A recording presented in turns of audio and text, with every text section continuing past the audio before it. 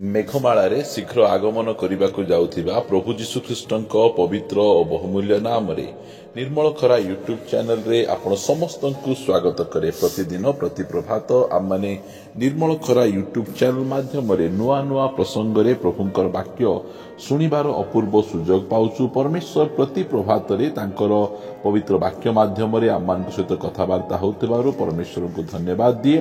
ତାହା ସହିତ ଆପଣ ସମସ୍ତଙ୍କୁ ଧନ୍ୟବାଦ ଦିଏ କାରଣ ଆପଣମାନେ ନିୟମିତ ଏହି ଚ୍ୟାନେଲ ଦ୍ୱାରା ପ୍ରସାରିତ ହେଉଥିବା କାର୍ଯ୍ୟକ୍ରମ ଗୁଡ଼ିକ ଆପଣ ଦେଖୁଛନ୍ତି। କେବଳ ଦେଖୁଛନ୍ତି ତାହା ନୁହେଁ, ଲାଇକ୍ ସେୟାର କମେଣ୍ଟସ ଗୁଡ଼ିକ ଦ୍ୱାରା ଆମମାନଙ୍କୁ ଉତ୍ସାହିତ କରୁଛନ୍ତି। ଆପଣମାନଙ୍କର ଉତ୍ସାହ ପାଇଁ ଆମେ ଆପଣଙ୍କୁ ଧନ୍ୟବାଦ ଦେଉଛୁ। ଏହି ପ୍ରକାର ନିୟମିତ ଆପଣମାନେ ଆମମାନଙ୍କୁ ଉତ୍ସାହିତ କରୁଥିବେ ବୋଲି ଅନୁରୋଧ କରୁଛୁ। ପ୍ରଭୁ ଆପଣମାନଙ୍କୁ ଆଶୀର୍ବାଦ କରନ୍ତୁ। ଆସନ୍ତୁ ଆଜିର ପ୍ରସଙ୍ଗ ନିକଟକୁ ଯିବା। ଆଜିର ପ୍ରସଙ୍ଗଟି ଏହି ପ୍ରକାର ଅଟେ, ପ୍ରତ୍ୟେକ ସ୍ୱାମୀ ଜାଣିବା ଆବଶ୍ୟକ।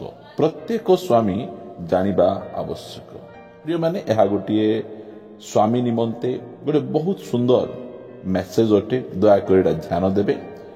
ହିତୋପଦେଶ 5 ଅଧ୍ୟାୟ ଏହାର 18 ପଦ। ଏଇ ଯୋଉ ହିତୋପଦେଶ ଦୁନିଆର ସବୁଠାରୁ ଜ୍ଞାନୀ ବ୍ୟକ୍ତି, ଯାହାକୁ କି ଆମେ ଜ୍ଞାନୀ ସଲୋମନ ବୋଲି ଆମେ କହୁ, ତାଙ୍କ ନାମ ଆଗରେ ଆମେ ଗୋଟେ ଟାଇଟଲ ଲଗାଉ ଜ୍ଞାନୀ। ଦୁନିଆର ଅନ୍ୟ କୌଣସି ବ୍ୟକ୍ତିଙ୍କ ନାମ ଆଗରେ ଏହି ପ୍ରକାର ଟାଇଟଲ ଗୁଡ଼ିକ ଲଗାଯାଏ ନାହିଁ, କାରଣ ପ୍ରଭୁ କହିଲେ ଯେ ତୁମ ପରି ଜ୍ଞାନୀ ତୁମ ପରେ କେହି ନଥିବେ, କି ତୁମ ଉତ୍ତାରେ ମଧ୍ୟ କେହି ନଥିବେ। ଏହି ପ୍ରକାର ଜ୍ଞାନୀ ବ୍ୟକ୍ତି ସେ ପବିତ୍ରାତ୍ମାଙ୍କ ଦ୍ୱାରା ଚାଳିତ ହୋଇ ହିତୋପଦେଶ 5 ଅଧ୍ୟାୟ 18 ପଦ ଲେଖୁଛନ୍ତି, ତୁମ୍ଭର ନିର୍ଝର ଧନ୍ୟ ହେଉ, ଆଉ ତୁମ୍ଭେ ଆପଣା ଯୌବନ କାଳର ଭାର୍ଯ୍ୟାଠାରେ ଆମୋଦ କର। ପ୍ରିୟମାନେ, ଏହା ସ୍ୱାମୀ ଜାଣିବାର ଆବଶ୍ୟକ ରହିଛି। ଏ ଲେଖାଯାଏ ଯେ ତୁମ୍ଭର ନିର୍ଝର ଧନ୍ୟ ହେଉ ଓ ତୁମ୍ଭେ ଆପଣା ଯୌବନ କାଳର ଭାର୍ଯ୍ୟାଠାରେ ଆମୋଦ କର। କହିବାକୁ ଗଲେ ଗୋଟିଏ ସ୍ୱାମୀଙ୍କର ଚକ୍ଷୁ ଏହି ପ୍ରକାର ରହିବାର ଆବଶ୍ୟକ, ତାଙ୍କର ସ୍ତ୍ରୀ ସବୁ ସମୟରେ ତାଙ୍କୁ ଗୋଟେ ଯୌବନ, ଗୋଟିଏ ୟଙ୍ଗ ଲେଡି ପରି ଦିଶିବାର ଆବଶ୍ୟକ ରହିଛି। ଏଇଟା ପ୍ରଭୁ ଚାହାନ୍ତି। ଏଥିପାଇଁ ସେ ଜ୍ଞାନୀ ସଲୋମନ ଆମକୁ କହନ୍ତି ଯେ ଗୋଟେ ସ୍ୱାମୀର ଚକ୍ଷୁରେ ନିଜର ସ୍ତ୍ରୀ କେବେ ହେଲେ ବୁଢ଼ୀ ହେବା କଥା ନୁହେଁ, କେବେ ହେଲେ ମଧ୍ୟ ଗତ ବୟସ୍କ ହୋଇଯିବା କଥା ନୁହେଁ। ସବୁ ସମୟରେ ସେ କହିବାର ଅଛି। ଅବ୍ରାହମ ମଧ୍ୟ ସାରା ଯୋଉ ସମୟରେ କି 90 ବର୍ଷ ବୟସ ପାଖାପାଖି ହେଲେ ସେ କହୁଛନ୍ତି, ଦେଖ ତୁମେ ସୁନ୍ଦରୀ, ତୁମକୁ ଦେଖିଲେ ଅନ୍ୟ କିଏ ତୁମକୁ ନେଇଯିବେ। ସେଇ ପ୍ରକାର ଭାବରେ ସ୍ୱାମୀଙ୍କର ଚକ୍ଷୁ ଯଦି ସେହି ପ୍ରକାର ରହିଲା, ତାହେଲେ ସେହି ସ୍ୱାମୀ ଅନ୍ୟ କୁଆଡ଼େ ତାଙ୍କର ମନ ଯିବ ନାହିଁ। ସେଥିପାଇଁ ସେ କହୁଛନ୍ତି, ତୁମର ଯୌବନ କାଳର ଭାର୍ଯ୍ୟାଠାରେ ଆମୋଦ କର। 19 ପଦ, ସେ ପ୍ରେମିକା ହରଣୀ ଓ ରୂପବତୀ ବାଉଟି ପରି।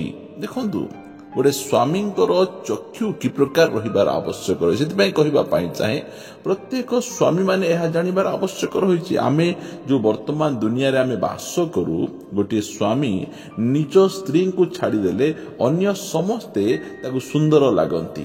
ସେ ସ୍ତ୍ରୀ ସୁନ୍ଦରୀ, ସେଇ ସ୍ତ୍ରୀ ସୁନ୍ଦରୀ, ସେ 2-3ଟା ଛୁଆ ପାଇଥିବେ, ସେ ସ୍ତ୍ରୀକୁ ସୁନ୍ଦରୀ ଲାଗନ୍ତି। ମାତ୍ର ନିଜର ସ୍ତ୍ରୀ, ଯୋଉ ସ୍ତ୍ରୀକୁ ପ୍ରଭୁ ଦେଇଛନ୍ତି, ଆଉ ଅନ୍ୟ ସ୍ତ୍ରୀ ଠାରୁ ତାଙ୍କ ସ୍ତ୍ରୀ ସୁନ୍ଦର ଥିଲେ ମଧ୍ୟ ସେମାନଙ୍କର ଚକ୍ଷୁ ଏହି ପ୍ରକାର ଗୋଟେ ମୋତିଆବିନ୍ଦ ପରି ଥାଏ, କି ଚକ୍ଷୁ ଉପରେ ଗୋଟେ ପରଦା ପଡ଼ିଯାଇଥାଏ, ଯେ ସେମାନଙ୍କୁ ଅନ୍ୟର ସ୍ତ୍ରୀ ମାନେ ସୁନ୍ଦର ଲାଗନ୍ତି। ଅନ୍ୟର ସ୍ତ୍ରୀ ମାନଙ୍କୁ ଦେଖିଲେ ସେମାନେ କହନ୍ତି ଏଇଟା ବହୁତ ସୁନ୍ଦର ସ୍ତ୍ରୀ, ମାତ୍ର ନିଜର ସ୍ତ୍ରୀକୁ ସେମାନେ ସୁନ୍ଦର ବୋଲି କହନ୍ତି ନାହିଁ। ସେଥିପାଇଁ ଲେଖାଯାଏ ଯେ ତୁମର ସ୍ତ୍ରୀ ସବୁ ସମୟରେ ତୁମ ଦୃଷ୍ଟିରେ ପ୍ରେମିକା ହରିଣୀ ପରି ରୂପବତୀ ଥିବାର ଅଛି। ଆମ ଚକ୍ଷୁ ସେମିତି, ଆମ ଚକ୍ଷୁକୁ ସେଇ ପ୍ରକାର ରଖିବାର ଆବଶ୍ୟକ ରହି। ଯଦି ପ୍ରତ୍ୟେକ ସ୍ୱାମୀ ମାନଙ୍କର ଚକ୍ଷୁ ଏହି ପ୍ରକାର ହେବ, ତାହେଲେ ସେମାନେ ବୈବାହିକ ସମ୍ପର୍କ ବାହାରେ ଯୋଉ ପ୍ରକାର ପାପ କାମ କରୁଛନ୍ତି, ସେମାନଙ୍କର ଶଯ୍ୟାକୁ ଅଶୁଚି କରୁଛନ୍ତି, ଏହି ସବୁ ପାପ ଗୁଡ଼ିକ ଦୁନିଆରୁ ବନ୍ଦ ହେଇଯିବ ଯଦି ନିଜ ସ୍ତ୍ରୀଙ୍କ ଠାରେ ହିଁ ସେମାନେ ଆମୋଦ କରିବେ। କେତେବେଳେ ଆମୋଦ କରିବେ? ଯେତେବେଳେ ତାଙ୍କ ସ୍ତ୍ରୀ ତାଙ୍କୁ ସବୁବେଳେ ୟଙ୍ଗ ଲାଗିବ। କେତେବେଳେ ୟଙ୍ଗ ଲାଗିବ? ନିଜର ଦୃଷ୍ଟିଭଙ୍ଗୀକୁ ଆମକୁ ବଦଳାଇବାକୁ ପଡ଼ିବ। ଆଉ ତାଙ୍କର ସ୍ତ୍ରୀ ତାଙ୍କୁ ପ୍ରେମିକା ହରିଣୀ ପରି, ରୂପବତୀ ବାହୁଟି ପରି, ତାହାର ବକ୍ଷ ସର୍ବଦା ତୁମ୍ଭକୁ ତୁଷ୍ଟ କରୁ ଆଉ ତାହାର ପ୍ରେମରେ ତୁମେ ସର୍ବଦା ଆସକ୍ତ ହୁଅ। କେତେ କଥା କହୁଛନ୍ତି। ବାହା ହେଲା ପରେ ଅନ୍ୟ କାହାକୁ ଆଉ ପ୍ରେମ ନାହିଁ, ଅନ୍ୟ କୌଣସି ସ୍ତ୍ରୀ ପ୍ରତି ଦୃଷ୍ଟି ନାହିଁ। ନିଜର ସ୍ତ୍ରୀର ପ୍ରେମରେ ସର୍ବଦା ଆସକ୍ତ ରହିବାର ଅଛି। କାରଣ ଆମେ ଦେଖୁଛୁ ବିବାହ ନ ହେବା ପୂର୍ବରୁ ସେମାନଙ୍କ ମଧ୍ୟରେ ଏତେ ପ୍ରେମ ଥାଏ, ସେମାନେ ଫୋନରେ ଏତେ ଗପନ୍ତି, ବହୁତ ଚାଟିଂ କରନ୍ତି, ସେମାନେ ଭିଡ଼ିଓ କଲରେ କଥାବାର୍ତ୍ତା ହୁଅନ୍ତି। କ'ଣ ଖାଇଲ, କ'ଣ ପିଇଲ, କୋଉଠି ଯାଉଛ, ଆଜି କୋଉ ଡ୍ରେସ୍ ପିନ୍ଧିଛ, ଏହି ପ୍ରକାର ସେମାନେ ଅନେକ ବିଷୟ ଧରି ସେମାନେ ଘଣ୍ଟା ଘଣ୍ଟା ଧରି ଗପନ୍ତି। ସେମାନଙ୍କ ପାଖରେ ଗପିବା ପାଇଁ, କଥା ହେବା ପାଇଁ କୌଣସି ଟପିକ୍ ନଥିଲେ ମଧ୍ୟ ସେମାନେ ଅନେକ ସମୟ ଧରି କଥାବାର୍ତ୍ତା ହୁଅନ୍ତି। କାରଣ ସେମାନଙ୍କ ମଧ୍ୟରେ ପ୍ରେମ ଥାଏ ଆଉ ପରସ୍ପର ପ୍ରତି ସେମାନେ ପ୍ରେମରେ ଆସକ୍ତ ହୋଇଯାଇଥାନ୍ତି। ମାତ୍ର ଯେଉଁ ସମୟରେ ସେମାନଙ୍କର ବାହାଘର ହୋଇଯାଏ, ସେମାନଙ୍କର ପୁଅ କି ଝିଅ ହେଇଯାଆନ୍ତି, ତାପରେ ସେମାନଙ୍କର ମଧ୍ୟରେ ଏହି ପ୍ରେମ ଗୁଡ଼ିକ ଶିଥିଳ ହୋଇଯାଏ। ବିଶେଷ କରି ସ୍ୱାମୀମାନଙ୍କ କଥା ମୁଁ କହୁଛି, କାରଣ ଏହା ସ୍ୱାମୀମାନେ ଜାଣିବାର ଆବଶ୍ୟକ ରହିଛି ଯେ ତାଙ୍କର ଚକ୍ଷୁରେ ତାଙ୍କର ସ୍ତ୍ରୀ ସବୁବେଳେ ୟଙ୍ଗ ରହିବାର ଅଛି।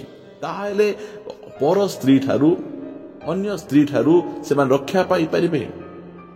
ଆଉ ଲେଖାଯାଏ ଯେ ସେ ପ୍ରେମିକା ହରିଣୀ ପରି ଦେଖାଯିବାର ଅଛି, ରୂପବତୀ ବାଉଟି ପରି, ଆଉ ସର୍ବଦା ତା ପ୍ରେମରେ ଆସକ୍ତ ରହିବାର ଅଛି। ଯଦି ଏହି ପ୍ରକାର ରହିବେ ତାହେଲେ ଅନ୍ୟ କୌଣସି ଆଡ଼େ ମନ ଯିବ ନାହିଁ। ପରମେଶ୍ୱରଙ୍କ ଇଚ୍ଛା ସେଇଟା। ପରମେଶ୍ୱର ଗୋଟିଏ ସ୍ୱାମୀଙ୍କ ପାଇଁ ଗୋଟିଏ ସ୍ତ୍ରୀ, ଗୋଟିଏ ସ୍ତ୍ରୀଙ୍କ ପାଇଁ ଗୋଟିଏ ସ୍ୱାମୀ ସେ ତିଆରି କରିଛନ୍ତି। ଆଉ ଆମେ ପରସ୍ପର ପ୍ରତି ବିଶ୍ୱସ୍ତ ଆମକୁ ରହିବାକୁ ପଡ଼ିବ। କାରଣ ଲେଖାଯାଏ, ମଲାଖୀ ପୁସ୍ତକର ଶେଷରେ ଲେଖାଯାଏ, ଅନେକ ସ୍ୱାମୀମାନେ ନିଜ ସ୍ତ୍ରୀ ପ୍ରତି ବିଶ୍ୱାସଘାତକତା କରିଛନ୍ତି। ବିଶ୍ୱାସଘାତକତା କରି ସେମାନେ ପ୍ରାର୍ଥନା କରୁଛନ୍ତି, ସେମାନେ ଉପବାସ କରୁଛନ୍ତି, ବାଇବଲ ପଢୁଛନ୍ତି, ଆଉ ପ୍ରଭୁଙ୍କୁ କହୁଛନ୍ତି, ପ୍ରଭୁ ତୁମେ କାହିଁକି ଆମର ପ୍ରାର୍ଥନା ଶୁଣୁନ, ତୁମେ କାହିଁକି ଆମର ପ୍ରାର୍ଥନାର ତୁମେ ଉତ୍ତର ଦେଉନାହଁ।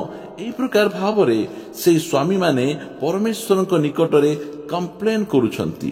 ପରମେଶ୍ୱର ସେମାନଙ୍କୁ କ'ଣ କହୁଅଛନ୍ତି ଆମମାନେ ପଢିବା। ଆମେ ଲେଖାଯାଏ ମଲାଖୀ 2:14 ପଦରେ, ତଥାପି ତୁମ୍ଭେମାନେ କହୁଅଛ, ଏଥିର କାରଣ କଣ? କାରଣ ଏହି ସଦାପ୍ରଭୁ ତୁମ୍ଭର ଓ ତୁମ୍ଭ ଯୌବନ କାଳର ଭାର୍ଯ୍ୟା ମଧ୍ୟରେ ସାକ୍ଷୀ ହୋଇଅଛନ୍ତି। ସେ ତୁମର ସଖୀ ଓ ତୁମ୍ଭ ନିୟମକୃତ ଭାର୍ଯ୍ୟା ହେଲେ ହେ ତୁମ୍ଭେ ତାହା ପ୍ରତି ବିଶ୍ୱାସଘାତକତା କରିଛ। ତୁମର ସ୍ତ୍ରୀ ଥାଉଣୁ ଅନ୍ୟ ସ୍ତ୍ରୀ ପ୍ରତି ମନ ଦେଇଛ, ଆଉ ତୁମେ ଆମକୁ କହୁଛ ଯେ କାହିଁକି ଆମର ପ୍ରାର୍ଥନା ଶୁଣୁନ। ତୁମେ ଯେଉଁ ସମୟରେ ବାହା ହେଲ ସେହି ସମୟରେ ତୁମ ବାହାଘରର ସାକ୍ଷୀ ମୁଁ ଥିଲି। ସେ ତୁମର ନିୟମକୃତ ଭାର୍ଯ୍ୟା ହେଲେ ହେଁ ତୁମେ ତୁମର ଭାର୍ଯ୍ୟା ସହିତ ବିଶ୍ୱାସଘାତକତା କରିଛ। ଏହା ପରମେଶ୍ୱର କହନ୍ତି। କାହିଁକି ବିଶ୍ୱାସଘାତକତା କଲେ? କାରଣ ତାଙ୍କର ସ୍ତ୍ରୀଙ୍କୁ କହିଲେ, ଏ ବୟସ୍କ ହେଇଗଲାଣି, ଆଗ ପରି ସୁନ୍ଦର ଦେଖାଯାଉନାହିଁ, ସେଥିପାଇଁ ଅଲଗା ଆଡ଼େ ମନ ଲଗେଇଲେ। ସ୍ତ୍ରୀଙ୍କ ପ୍ରତି ପ୍ରେମ କମିଗଲା, ଆଉ ଅନ୍ୟ ସ୍ତ୍ରୀ ପ୍ରତି ପ୍ରେମରେ ସେମାନେ ଆସକ୍ତ ହେଲେ, ସ୍ତ୍ରୀଙ୍କ ପ୍ରତି ବିଶ୍ୱାସଘାତକତା କଲେ। ସ୍ୱାମୀମାନେ ଜାଣିବାର ଆବଶ୍ୟକ ରହିଛି, ଯେଉଁ ସମୟରେ ଆମେ ନିଜ ସ୍ତ୍ରୀଙ୍କ ପ୍ରତି ବିଶ୍ୱାସଘାତକତା କରୁ, ଆମେ ପ୍ରାର୍ଥନା କଲେ ମଧ୍ୟ ପରମେଶ୍ୱର ଆମ ପ୍ରାର୍ଥନାର ଉତ୍ତର ଦିଅନ୍ତି ନାହିଁ। ସେଥିପାଇଁ ସ୍ୱାମୀମାନେ ଜାଣି ରଖିବାର ଆବଶ୍ୟକ ରହିଛି, ନିଜ ସ୍ତ୍ରୀଙ୍କୁ ସବୁବେଳେ ୟଙ୍ଗ ଦେଖନ୍ତୁ, ନିଜ ସ୍ତ୍ରୀଙ୍କୁ ସବୁବେଳେ ରୂପବତୀ ଦେଖନ୍ତୁ, ନିଜ ସ୍ତ୍ରୀଙ୍କର ପ୍ରେମରେ ସବୁବେଳେ ଆସକ୍ତ ହୋଇ ରୁହନ୍ତୁ। ପରମେଶ୍ୱର ଆପଣଙ୍କ ହସ୍ତଗତ କର୍ମକୁ ଆଶୀର୍ବାଦ କରିବେ, ପରିବାରକୁ ଆଶୀର୍ବାଦ କରିବେ। ଆସନ୍ତୁ ପଦେ ପ୍ରାର୍ଥନା କରିବା। ପବିତ୍ର ପବିତ୍ର ଅତି ପବିତ୍ର ସ୍ୱର୍ଗୀୟ ପିତା, ପବିତ୍ରତା ତୁମର ସ୍ୱଭାବ ଅଟେ ପ୍ରଭୁ। ତୁମେ ଆମମାନଙ୍କର ବିବାହକୁ ମଧ୍ୟ ପବିତ୍ର ବିବାହ ଭାବରେ ତୁମେ ଏହାକୁ ସ୍ଥାପିତ କରିଛ। ଆଉ ଏହି ପବିତ୍ର ବିବାହକୁ ଅନେକ ସମୟରେ ଅପବିତ୍ର କରାଯାଏ, ଶଯ୍ୟାକୁ ଅଶୁଚି କରାଯାଏ। ପ୍ରଭୁ ପ୍ରାର୍ଥନା କରୁଛୁ, ଦୟାକରି ଆମମାନଙ୍କୁ କ୍ଷମା କର, ଏହି ପ୍ରକାର ପାପ ଅପରାଧରୁ ମନ ପରିବର୍ତ୍ତନ କରି ସ୍ୱାମୀମାନେ ତୁମ ନିକଟକୁ ଫେରି ଆସିବେ ଦୟାକରି ସାହାଯ୍ୟ କର। ସନ୍ଦେଶ ଶୁଣୁଥିବା ସମୟରେ ଯେଉଁମାନେ ଏହି ପ୍ରକାର ଭୁଲ କାମରେ ପାପ କାମରେ ବ୍ୟଭିଚାର କାମରେ ଆସକ୍ତ ଅଛନ୍ତି ସେମାନେ ମନ ପରିବର୍ତ୍ତନ କରି ତୁମ ନିକଟକୁ ଫେରନ୍ତୁ, ଏହା ମୁଁ ପ୍ରାର୍ଥନା କରୁଛି। ଯେଉଁ ସମୟରେ ସେମାନେ ତୁମ ନିକଟରେ ପ୍ରାର୍ଥନା କରି କ୍ରନ୍ଦନ କରିବେ ଦୟାକରି ତୁମେ ସେମାନଙ୍କ ପ୍ରାର୍ଥନା ଶୁଣ ଆଉ ସେମାନଙ୍କୁ ତୁମେ ଉଦ୍ଧାର କରି ତୁମେ ଗୌରବ ପାଅ। ପ୍ରଭୁ ପରିବାର ଜୀବନରେ ସ୍ୱାମୀ ସ୍ତ୍ରୀ ପ୍ରତି ସ୍ତ୍ରୀ ସ୍ୱାମୀ ପ୍ରତି ସମ୍ପୂର୍ଣ୍ଣ ବିଶ୍ୱସ୍ତ ହେଇକିନା ଚାଲିବେ ଅନୁଗ୍ରହ ପ୍ରଦାନ କର। ପ୍ରାର୍ଥନା ଶୁଣିଛ ଧନ୍ୟବାଦ ଦେଇ ପ୍ରାର୍ଥନା ପ୍ରିୟ ପ୍ରଭୁ ଯୀଶୁଙ୍କ ନାମରେ ମାଗୁଅଛି, ଆମେନ୍ ଆମେନ୍। ପ୍ରେଜ୍ ଦ ଲର୍ଡ। ପ୍ରଭୁ ଆମ ସମସ୍ତଙ୍କୁ ପ୍ରଚୁର ଭାବେ ଆଶୀର୍ବାଦ କରନ୍ତୁ। ପ୍ରଭୁ ଯଦି ଅନୁଗ୍ରହ କରନ୍ତି ଆଉ ଗୋଟିଏ ନୂତନ ଅଧ୍ୟାୟରେ ଆସନ୍ତା ଦିନମାନଙ୍କରେ ଆମମାନେ ପରସ୍ପର ସହିତ ସାକ୍ଷାତ କରିବା ରହିବା। ସମସ୍ତଙ୍କୁ ନମସ୍କାର। Praise the lord. God bless you.